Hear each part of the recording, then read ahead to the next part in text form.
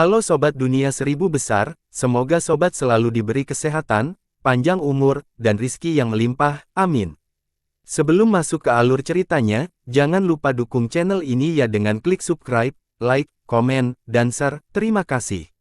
Mari kita lanjutkan perjalanan, Jihao. Tendon naga, darah naga, hati naga, empedu naga. Semua bergizi, semua bergizi. Tubuh Raja Naga Cloud Dream jatuh ke permukaan air dan mengirimkan gelombang setinggi ratusan meter. Dia berubah kembali menjadi bentuk naga. Itu adalah naga sepanjang ribuan meter, ditutupi sisik perak. Yumu bergumam tentang bagian naga yang paling enak dan bergizi itu sambil berlari ke tubuh Raja Naga Cloud Dream.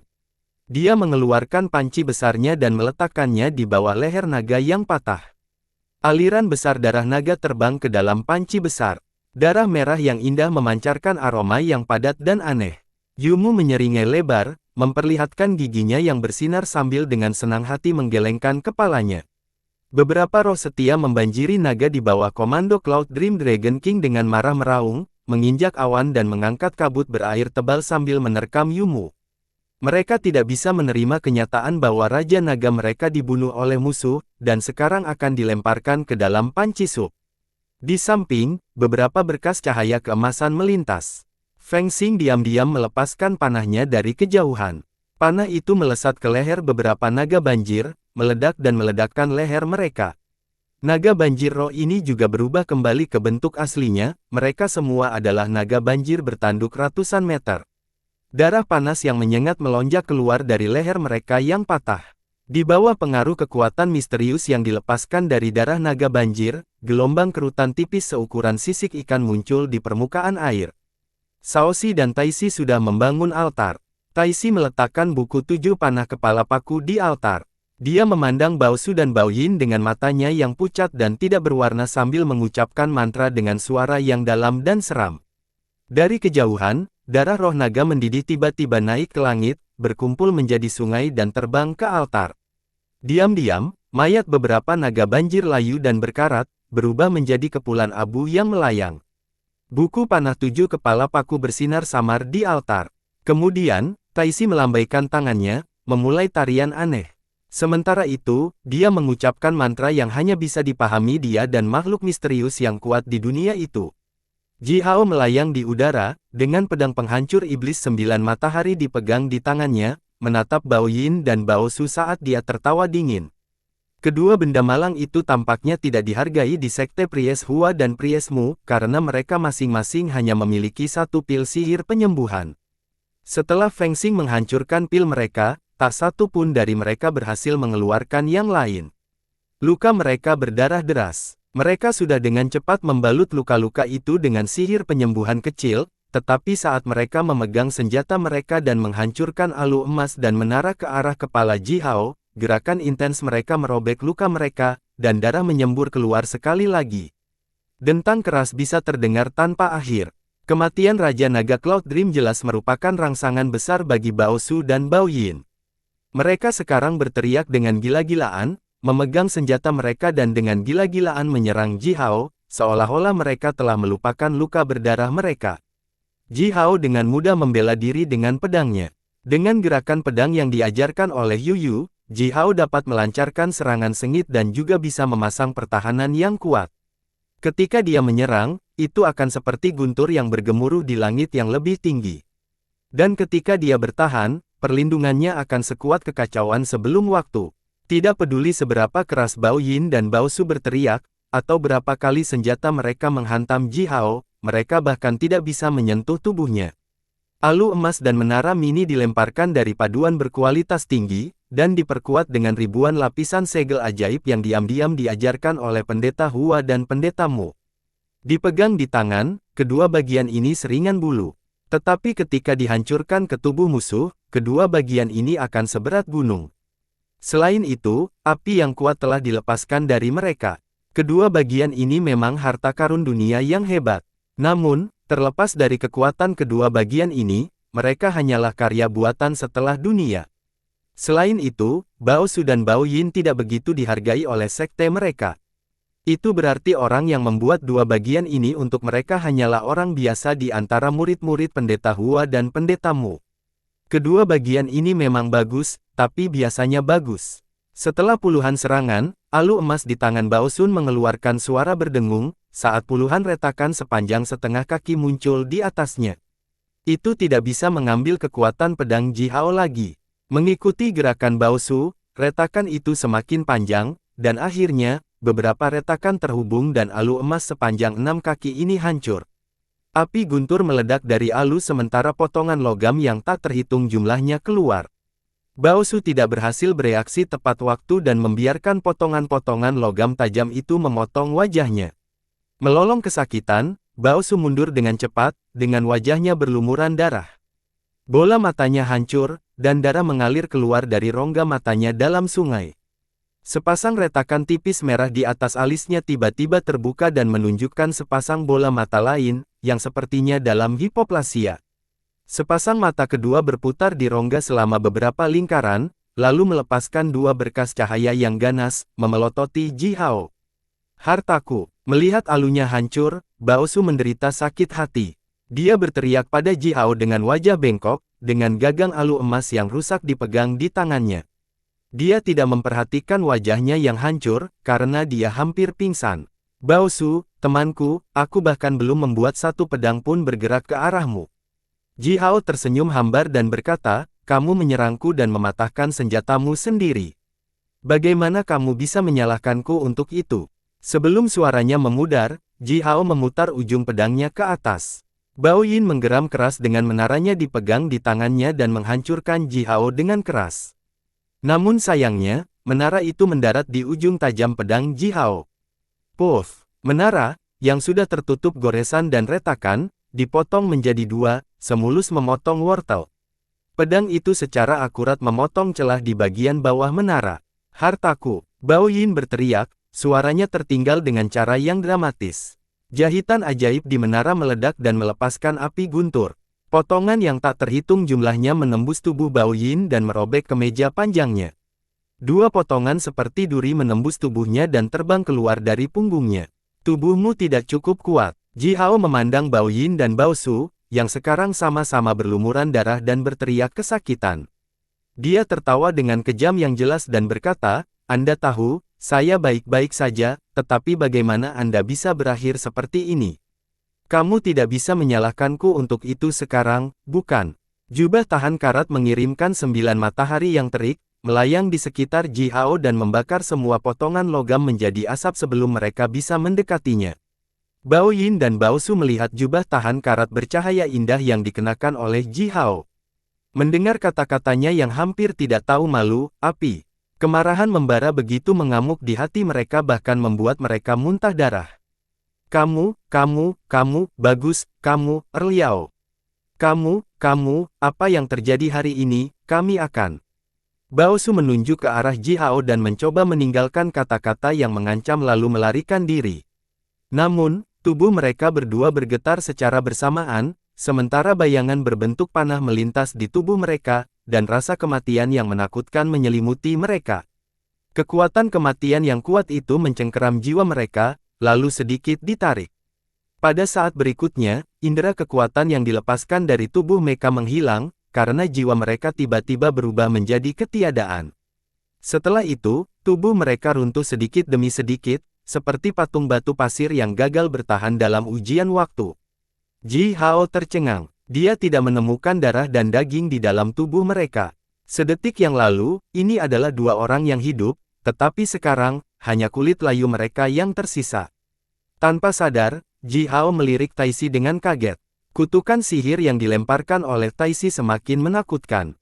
Sambil menggelengkan kepalanya, Ji Hao menunjuk ke bawah ke pasukan jenis air dari Danau Cloud Dream dan berkata, pisahkan semua prajurit air, kirim mereka ke korps yang berani mati. Biarkan mereka membunuh untuk kita. Ji Hao, Earl dan Marquises lainnya, dan semua klan manusia berskala besar telah mengumpulkan pasukan mereka untuk membangun formasi sihir penyegelan air dan menekan pasukan jenis air, yang mencoba memperburuk situasi. Kota-kota bawah laut yang memiliki pasukan jenis air yang dibangkitkan darinya diratakan satu demi satu. Formasi sihir penyegelan air didirikan satu demi satu. Sementara itu, kabut berair di udara berangsur-angsur hilang. Tanpa makhluk air yang merajalela itu, matahari muncul di langit sekali lagi dan menuangkan sinar matahari yang hangat ke pegunungan, bukit, menerangi lembah dan hutan, dan membuang rasa dingin. Banjir dikendalikan secara bertahap. Orang-orang berjalan keluar dari gua, turun dari pohon, dan datang ke darat dari perahu dan rakit mereka yang hanyut. Orang-orang ini dengan gemetar meninggalkan tempat penampungan mereka dan kembali ke klan mereka sambil menangis. Rumah-rumah mereka dihancurkan, lahan pertanian yang subur hancur.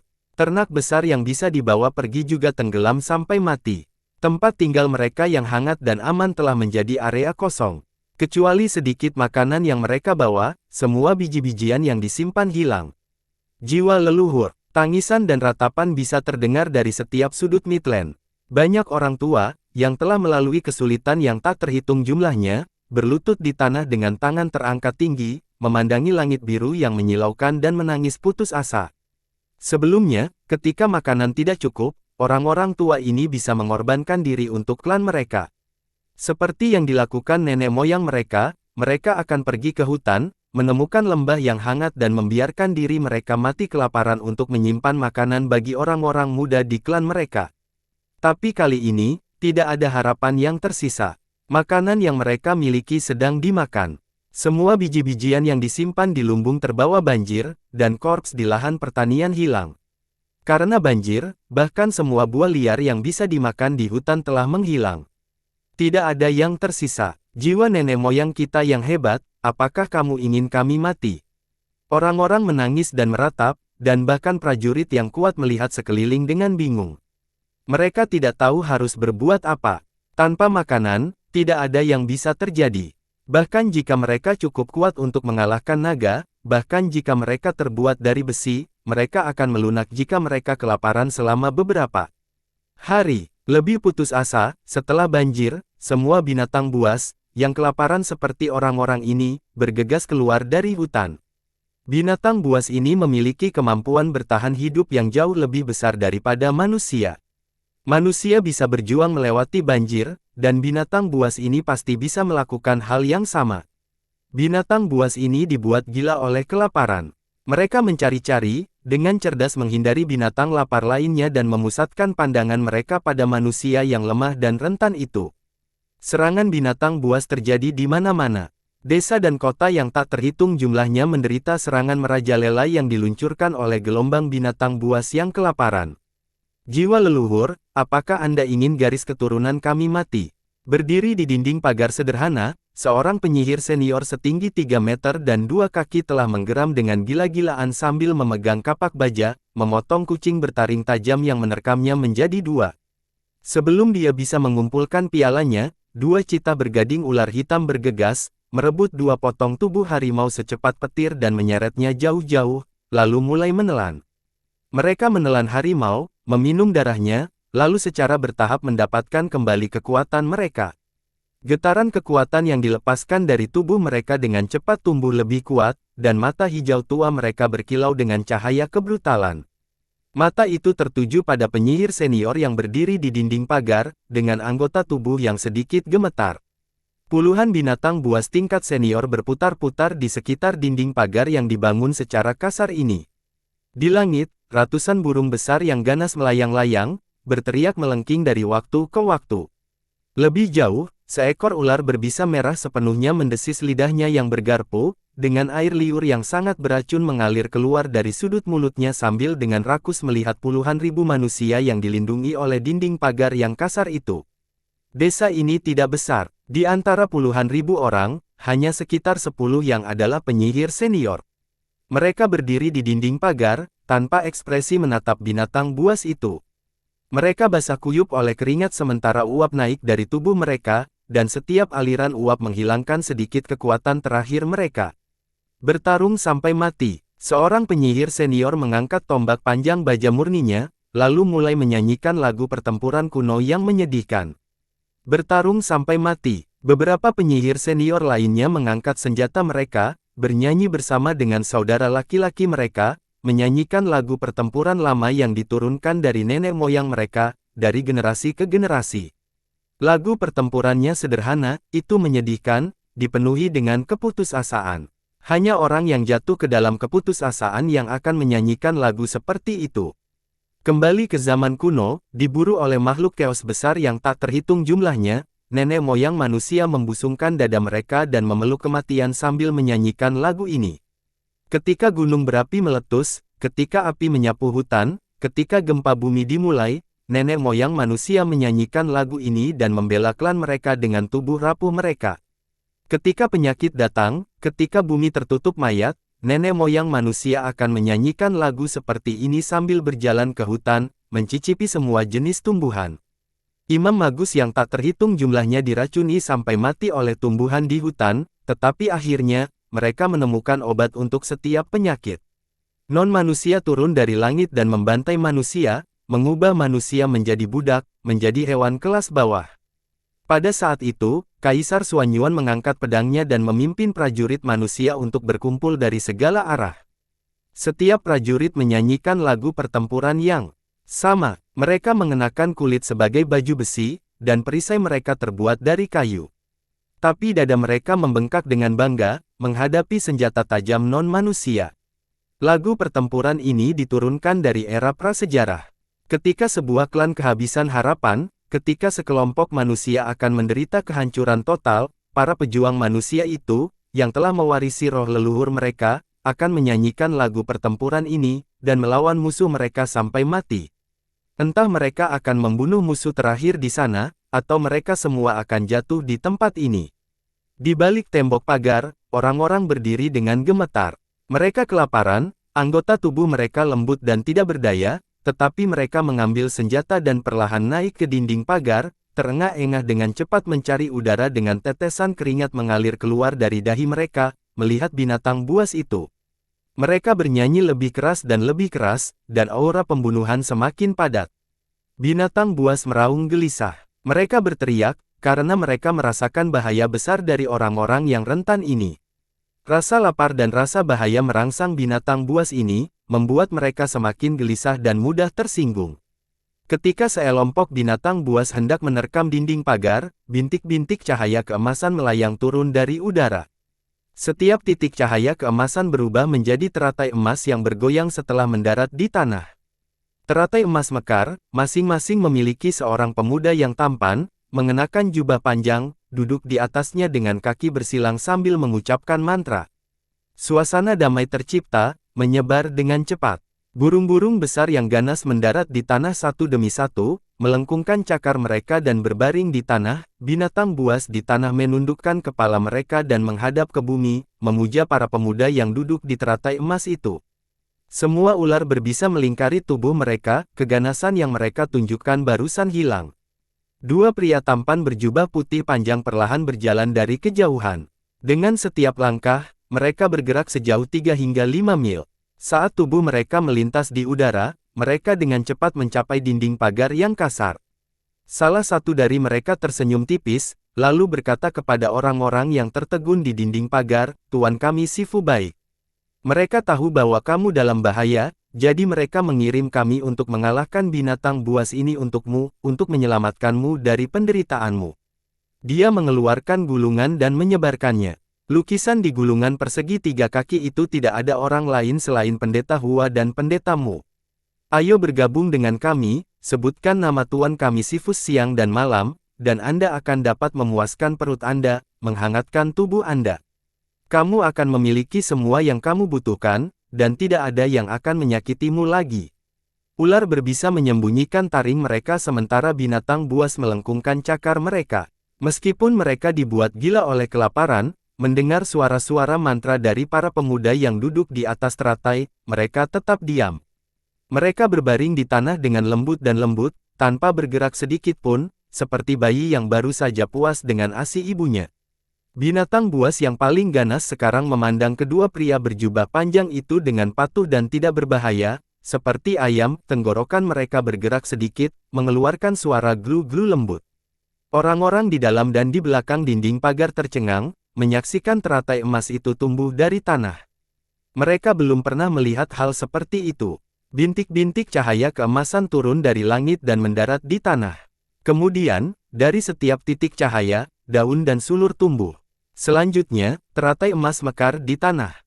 Bagaimana hal seperti itu bisa terjadi? Bahkan lebih ajaib, seorang pemuda tampan berukuran kecil duduk di setiap teratai, dengan damai dan taat mengucapkan mantra yang mendalam.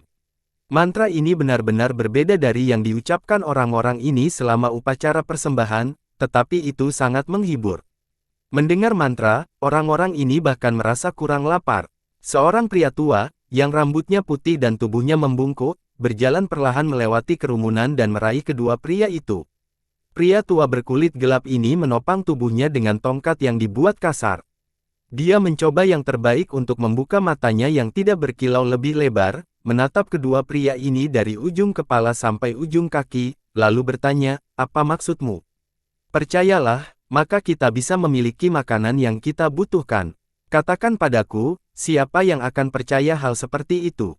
Orang-orang di belakang pria tua itu menggelengkan kepala dan menghela nafas. Memang, siapa yang akan mempercayainya?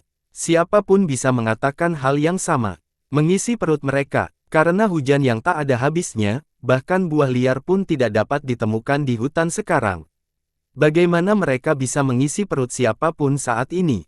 Beberapa wanita melirik binatang buas itu, yang dengan patuh berbaring di tanah dan tetap tidak bergerak. Jika mereka membantai binatang buas ini, dagingnya akan cukup bagi semua anggota klan untuk makan enak, tetapi itu hanya bisa membuat satu kali makan. Setelah binatang buas ini dimakan, orang-orang akan kelaparan lagi. Kedua pemuda itu tertawa. Mereka dengan hormat membungkuk pada potret pendeta Hua dan pendeta Mu, tersenyum lembut dan berkata, "Kamu pasti bisa mempercayai kami. Jika Anda mengikuti bimbingan Tuan Sifus kami, jika Anda menyembah mereka di kuil leluhur Anda secara alami akan mendapatkan apa yang Anda butuhkan." Pria tua dengan tongkat ingin mengatakan sesuatu yang lain, tetapi kedua pemuda berjubah panjang itu sudah mulai bekerja. Karena hujan dan banjir, desa itu menghilang. Lahan pertanian subur yang dibuka oleh nenek moyang mereka hancur, dan semua tanah yang subur hanyut. Sekarang, terbuka di udara tidak lain adalah tanah lapisan dalam yang dingin dan keras. Kekuatan alam yang kaya ada di Midland. Jika orang-orang ini dapat mengolah tanah lapisan dalam sesegera mungkin, memperlihatkan tanah lembab di bawah sinar matahari selama beberapa hari, kemudian membawa air tawar ke dalamnya dan merawatnya dengan hati-hati, daerah ini masih bisa menjadi lahan pertanian yang subur. Tapi yang putus asa, racun dalam hujan telah diserap oleh tanah, dan tanahnya sekarang berwarna-warni, seperti sisik ular berbisa. Belum lagi menanam tanaman di tanah semacam ini, jika manusia biasa tinggal di daerah dengan tanah beracun seperti ini, mereka mungkin terkena racun dan bahkan mungkin mati karena penyakit. Adapun menciptakan lahan pertanian baru dan menanam tanaman, bagi manusia biasa yang tidak memiliki kemampuan untuk menghilangkan racun dari tanah, lahan pertanian baru akan selalu menjadi mimpi. Kedua pemuda berjubah panjang itu dengan cepat mengamati tanah terdekat, lalu tersenyum dengan percaya diri, menangkupkan tangan mereka ke langit dan berkata, "Tuan Sifus, tolong." Seiring dengan gerakan mereka, cahaya hijau redup mengalir turun dari langit dan mengelilingi area dengan radius 100 meter. Terlihat, untaian kabut beracun berwarna-warni naik dari tanah dan dengan cepat menghilang di bawah cahaya hijau. Tanah lapisan dalam yang keras dan dingin tiba-tiba berubah menjadi lunak dan kaya. Tanah tanpa harapan ini berubah menjadi lahan pertanian yang sangat subur, seolah-olah telah melalui budidaya bertahun-tahun yang tak terhitung jumlahnya. Beberapa wanita, yang merupakan tuan petani, bergegas ke tanah yang kaya, berlutut dan mengambil segenggam. Penuh tanah hitam, hangat dan berbau harum. Mereka tercengang, dan tidak bisa mengeluarkan suara apapun. Lapisan tanah yang lembut dan kaya setebal beberapa kaki, dan para wanita ini telah merasakan aroma tanaman yang menyegarkan darinya. Orang-orang itu dibungkam. Mereka perlahan berjalan, dengan ketakwaan dan ketakutan yang tak terlukiskan. Mereka menahan napas, dengan menakjubkan menyaksikan kedua pemuda itu melanjutkan pekerjaan mereka. Bahkan prajurit terkuat di antara orang-orang ini, orang yang tidak takut apa-apa dan bahkan berani melawan binatang buas di hutan dengan mempertaruhkan nyawanya sendiri, sekarang telah menahan napas, dengan hati-hati menatap kedua pemuda itu. Terlihat di wajahnya adalah ketakutan yang tidak pernah muncul padanya, bahkan tidak sekalipun.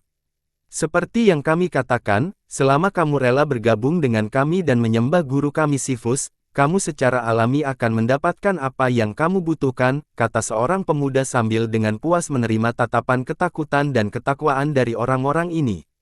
Dengan nyaman, pemuda ini mengeluarkan 3 biji padi seukuran kepalan tangan. Ketiga biji itu memiliki kilau seperti batu giok yang indah, dan memancarkan aroma nasi yang harum. Pria ini menggali 3 lubang seukuran kepala manusia di tanah, lalu menanam ketiga benih ini. Dia mengucapkan mantra dengan suara rendah, lalu melambaikan tangannya ke arah langit.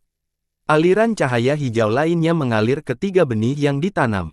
Terlihat, ketiga biji mulai tumbuh dengan cepat. Akar hijau mengebor itu tanah sementara bibit tumbuh dari tanah. Setelah suara retak, bibit mencapai ketinggian 3 kaki. Semua orang berteriak kaget. Kapan mereka pernah melihat tanaman tumbuh begitu cepat? Sebelum mereka bisa menyadari apa yang baru saja terjadi, ketiga bibit itu bergoyang di udara dan tumbuh setinggi 9 kaki. Urat emas, daun hijau cerah. Saat lampu hijau mengalir ke bawah, ketiga bibit itu bergoyang tertiup angin sepoi-sepoi dan mencapai ketinggian hampir 100 meter dalam beberapa napas. Paku padi setebal kaki manusia tumbuh. Selanjutnya, butiran seukuran kepalan tangan muncul di paku, dan semua orang bisa melihat biji-bijian itu membengkak. Dalam 20 menit, 3 padi raksasa sudah matang. Selanjutnya, aroma nasi kukus yang kental menyebar. Seorang pemuda berjubah panjang melompat dan meraih biji-bijian seukuran kepalan tangan. Dia merobek sekamnya dan memperlihatkan butiran beras tembus pandang berwarna hijau tua, yang memancarkan aroma yang luar biasa. Pemuda ini menyerahkan butiran beras kepada seorang prajurit yang kuat, tersenyum dan berkata, "Sudah matang. Tidak peduli seberapa besar perut Anda, makanlah ini, dan Anda tidak akan merasa lapar lagi selama 3 hari ke depan. Selain itu, jika kamu makan ini, kamu tidak akan merasa kedinginan, bahkan di gua es tertutup." Prajurit setinggi 1 meter ini melemparkan butiran beras ke dalam mulutnya, mengunyah sebentar, lalu menelan. Seketika, warna merah muda muncul di wajah pria ini, yang menjadi pucat karena kelaparan. Lapisan tipis keringat mengalir keluar dari dahinya juga, seolah-olah dia mengenakan jaket berlapis katun di musim panas. Dia merasakan kehangatan yang kuat di dalam tubuhnya, yang bahkan membuatnya menyeka keringat di wajahnya. "Ini," beberapa pria tua tercengang, "bergabunglah dengan kami, dan kamu akan memiliki banyak makanan dan pakaian. Apakah Anda percaya kami sekarang?" Kedua pemuda itu tersenyum, lembut dan hangat.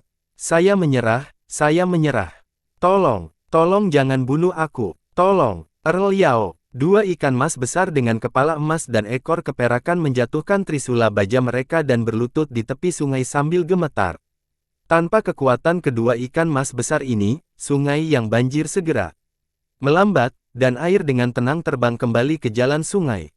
Ratusan prajurit udang, prajurit katak, puluhan prajurit ikan hitam yang baru saja mengubah tubuh mereka menjadi bentuk manusia, berlutut di tepi sungai sambil gemetar. Mereka menundukkan kepala, tidak berani melihat Ji Hao dan para prajurit manusia di sekitarnya, yang semuanya memancarkan getaran pembunuhan yang kuat.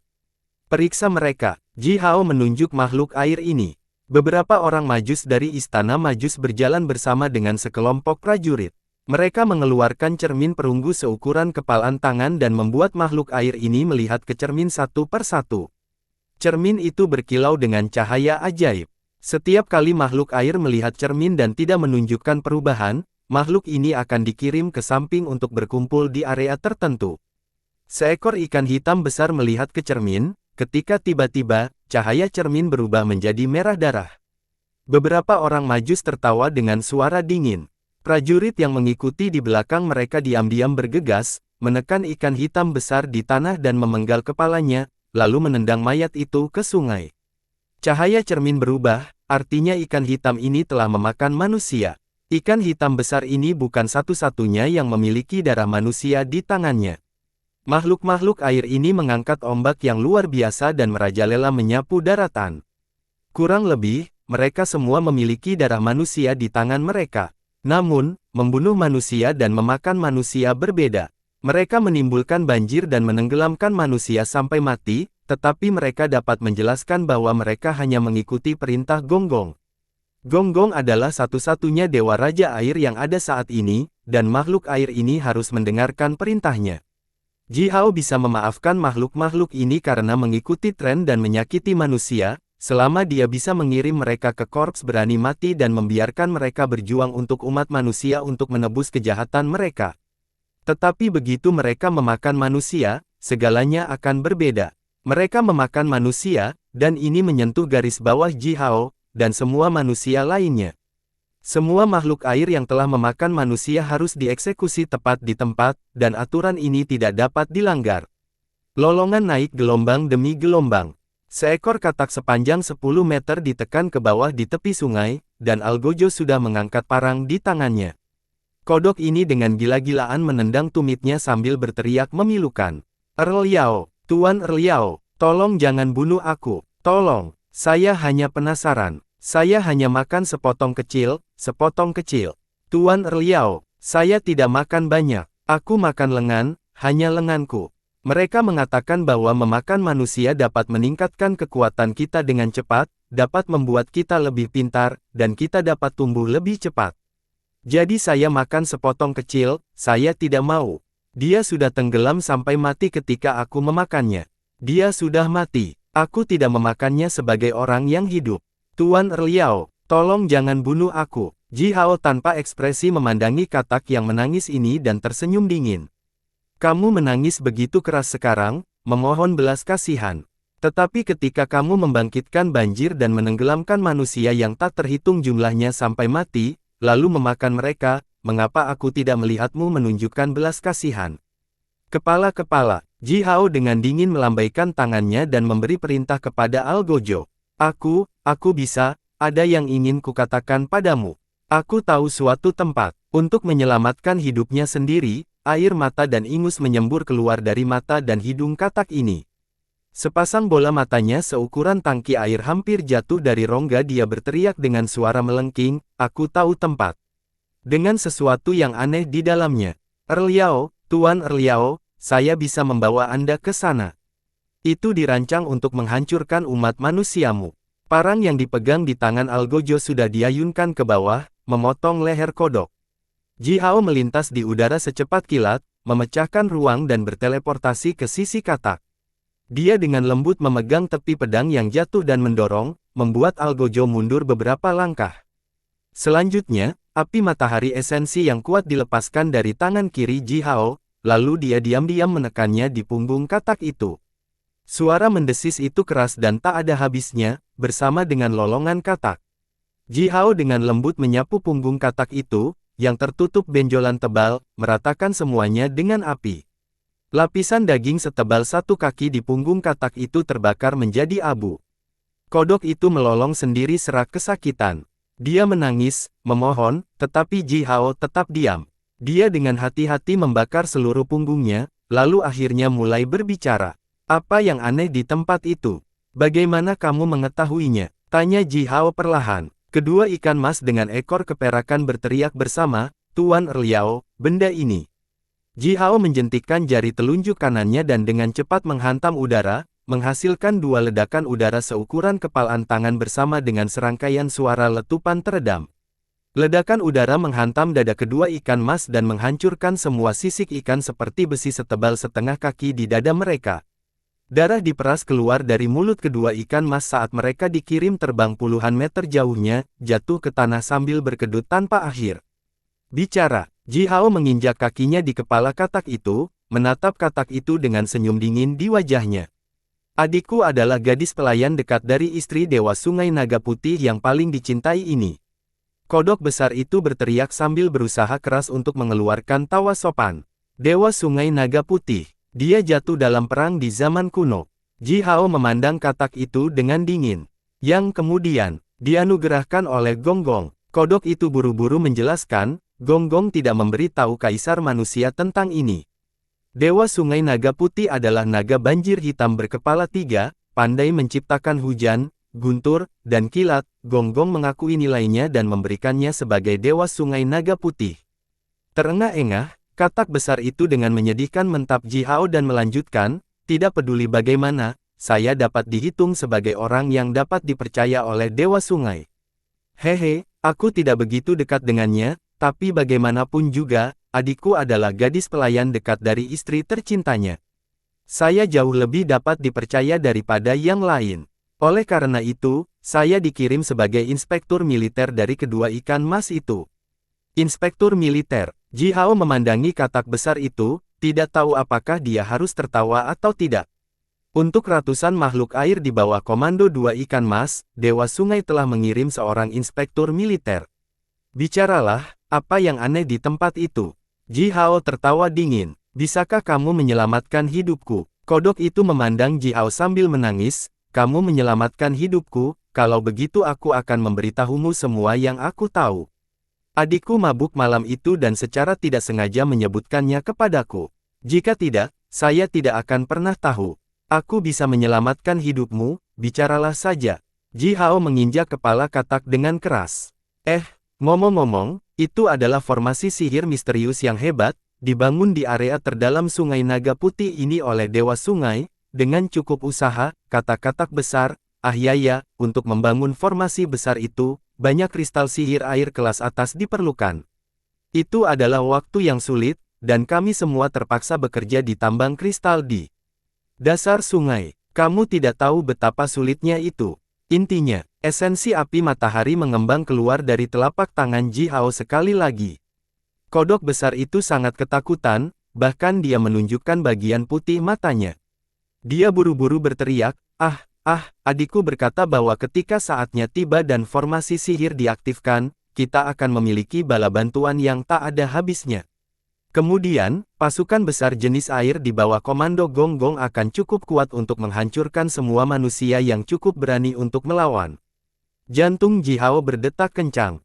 Bala bantuan tanpa akhir. Ji Hao dengan cepat menulis sesuatu di jimat giok berbentuk segitiga, lalu menjentikkan jarinya dan mengirim jimat giok terbang, diikuti oleh sambaran petir sepanjang ratusan meter dan serangkaian suara letupan. Ji Hao mengirimkan lebih dari 100 jimat giok seperti ini, untuk memberikan peringatan dini kepada Si Wenming, Yao Meng dan teman-temannya yang lain. Kemudian, dia melemparkan tendangan keras ke kodok yang tergeletak dan menangis di tanah dan memaksanya untuk memimpin jalan ke apa yang disebut daerah terdalam sungai. Sungai Naga Putih membentang ratusan juta mil. Itu adalah sistem sungai besar tingkat atas di seluruh wilayah ini, dan mencakup wilayah ratusan earl dan marquises di sekitar wilayah Gunung Yao. Bahkan Danau Cloud Dream tidak bisa dibandingkan dengan sungai ini. Lebih penting lagi, sungai ini memiliki banyak cabang, dan di sisi saluran utama ada gunung yang menjulang tinggi ribuan meter. Dengan fitur geografis seperti itu, sungai biasanya akan mengalir dengan cepat di antara pegunungan, dan pemandangan itu akan menakjubkan. Tetapi pada saat banjir, makhluk air di sungai telah merajalela, sehingga permukaan air bahkan lebih tinggi dari pegunungan di kedua sisi. Pegunungan terendam, dan air melonjak turun di lereng gunung. Pegunungan berkontribusi pada kekuatan air, memungkinkannya menciptakan kerusakan yang lebih buruk. Sambil menangis keras, katak itu membawa Ji Hao dan orang-orangnya ke hulu sungai. Dalam perjalanan, mereka melihat sekelompok makhluk air. Makhluk roh jenis air dengan ukuran berbeda yang tak terhitung jumlahnya, bahkan makhluk roh lain yang tinggal di hutan di sekitar Sungai Naga Putih, semuanya telah menaikkan ombak dengan gila-gilaan untuk membanjiri daerah sekitarnya. Ji Hao memerintahkan pasukannya untuk menyapu. Masalahnya serius, oleh karena itu, Ji Hao tidak punya waktu untuk membedakan makhluk roh itu. Semua makhluk roh yang ditangkap dipenggal dan dilemparkan ke dalam air, sampai air sungai berubah menjadi merah, seperti sungai darah. Membunuh sepanjang jalan, 5 hari kemudian, area di depan menjadi luas. Serangkaian puncak yang menjulang tinggi terhubung, tampak seperti kelopak teratai. Dua gunung besar berdiri saling berhadapan, dengan area air berkabut di tengahnya.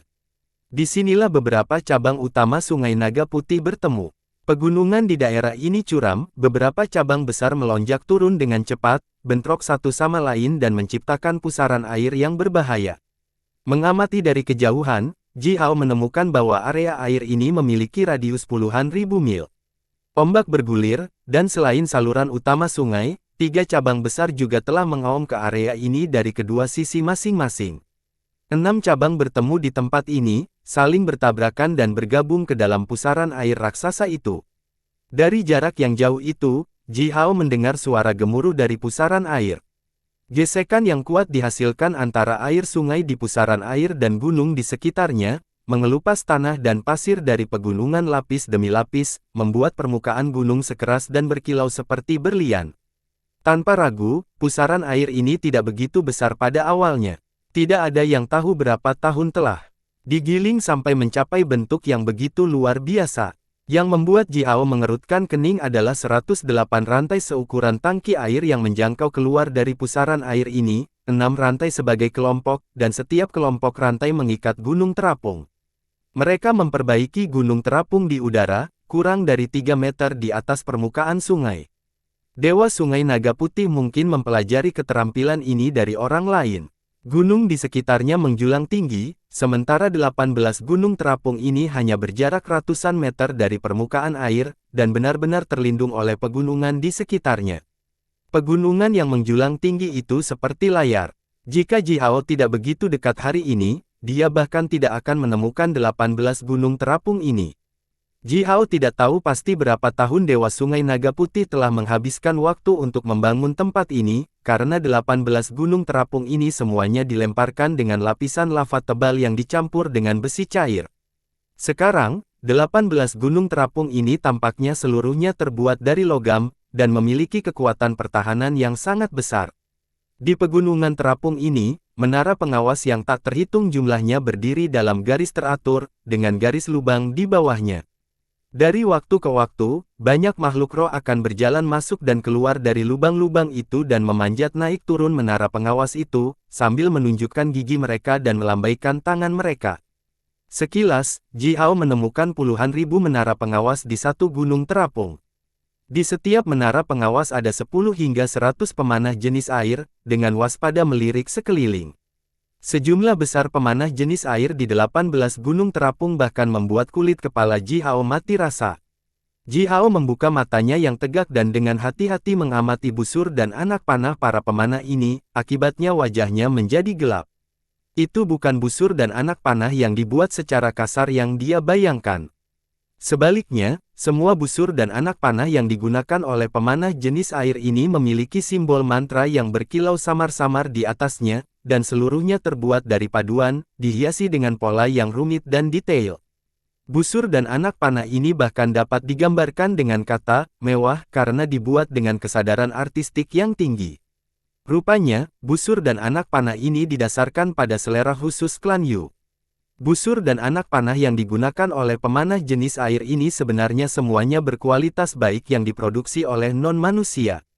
Meskipun kualitas busur dan anak panah ini tidak kelas atas, karena diproduksi oleh makhluk non-manusia untuk dijual dan bukan untuk pasukan mereka sendiri, ini masih merupakan senjata yang kuat dan efisien. Dengan kristal ajaib yang cukup untuk memberikan energi, setiap panah bisa menusuk paduan setebal 1 kaki dari jarak 15 meter. Seperti yang dilihat Jiao, pemanah jenis air ini memiliki jutaan anak panah dan busur dengan kualitas setinggi itu. Kecuali semua prajurit berada di level Raja Penyihir atau lebih tinggi, pasukan manusia manapun yang berani menyerang garis pertahanan 3 dimensi yang dibentuk oleh 18 gunung terapung ini akan dimusnahkan, dan setiap penyihir senior akan ditembak menjadi saringan. Brengsek, berdiri di samping Jiao, Feng Xing, yang memiliki penglihatan terbaik, menjulurkan matanya karena terkejut, menatap pemanah jenis air yang lengkap di 18 gunung terapung itu. Dia bahkan tidak bisa mempercayai matanya. Setiap sejak tentara berangkat dari wilayah Gunung Yao untuk membersihkan makhluk jenis air yang merajalela, semua pasukan jenis air yang bertemu dengan pasukan Jiao sangat menderita. Di antara semua makhluk air yang pernah dilihat Jiao, hanya makhluk air roh besar tingkat ilahi magus yang dapat memiliki 1 hingga 2 senjata bagus, dan yang lainnya hampir tidak memilikinya. Banyak makhluk air yang lemah hanya mengasah tongkat kayu yang mereka temukan di air dengan gigi mereka untuk digunakan sebagai senjata mereka. Sebagian besar, peralatan sederhana ini membuat pasukan jenis air rentan saat menghadapi pasukan Jiao. Prajurit elit di bawah komando Jiao memotong makhluk air ini semudah memotong tahu dengan pisau besar, dan tidak ada yang sulit sama sekali. Namun, tentara Sungai Naga Putih yang mereka hadapi saat ini dilengkapi dengan senjata hebat. Armor yang dikenakan oleh pemanah jenis air itu memiliki kualitas yang relatif lebih rendah, Tetapi setidaknya setiap pemanah memiliki baju besi logam atau sisik ikan yang memiliki kekuatan pertahanan yang cukup besar. Ditambah dengan sistem pertahanan di tempat ini, jika Jiao melancarkan serangan frontal, tidak terlalu banyak prajurit di bawah komandonya yang bisa bertahan. Dari mana mereka mendapatkan begitu banyak uang? Shaoxi telah melakukan manajemen keuangan untuk wilayah Gunung Yao, dan saat ini, dia benar-benar terkejut. Lebih dari 10 juta busur dan anak panah berkualitas tinggi yang diproduksi oleh non-manusia, itu adalah keberuntungan besar. Sebagai Dewa Sungai Naga Putih seharusnya tidak bisa mendapatkan begitu banyak uang, bahkan jika dia menjual dirinya sendiri sebagian bagian. Dia seharusnya tidak pernah mampu membeli semua ini, bukan? Melihat pusaran air yang menderu, Jiao tanpa daya mengirimkan puluhan pesan peringatan lagi. Bersambung.